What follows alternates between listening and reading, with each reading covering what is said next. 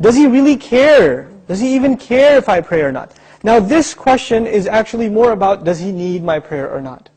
You're forgetting that the prayer isn't for Allah. It's for you. It's not for Allah. If all the people in the world, all they did with their life was pray to Allah, it would not make Him any richer. It wouldn't add to His kingdom because He already owns all of kingdom. And if no one mentioned Allah ever again, it doesn't diminish His dominion, His kingdom, His glory in any way. He doesn't need us. We need Him. We need Him. So the question is, do you feel like you need to pray?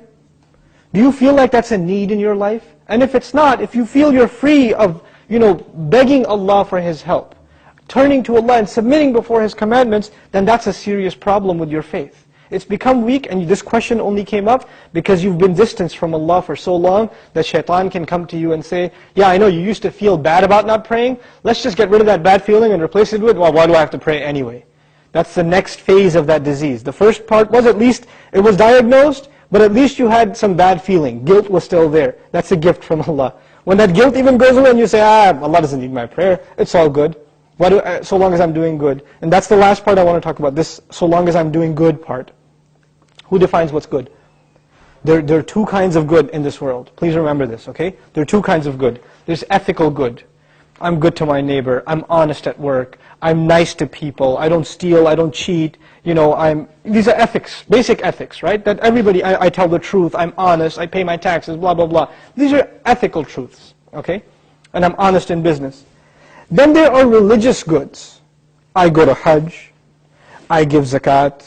I pray 5 times a day. I fast in the month of Ramadan. These aren't ethical realities. These are religious goods.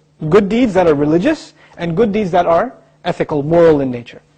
What happens a lot of times with Muslims and with non-Muslims, especially it happens with Muslims, is that we make a distinction between these two things.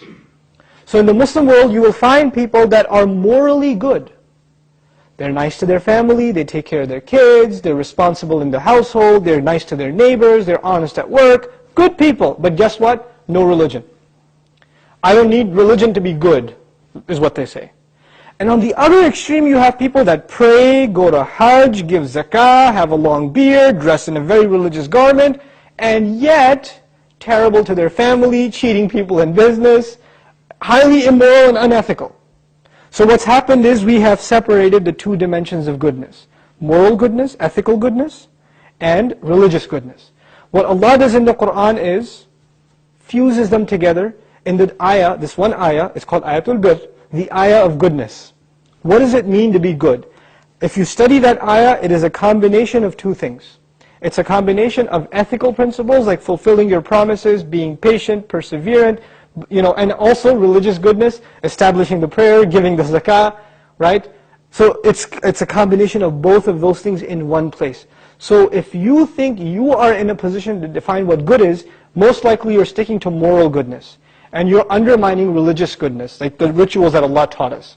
But what Allah wants is for us to have both at the same time. This is when a person is truly good. Otherwise, you're not really good. You have defined goodness for yourself and you have rejected Allah's definition of it. But we turn to Allah for guidance because we can't define things for ourselves. We want Him to define them for us. Inshallah ta'ala.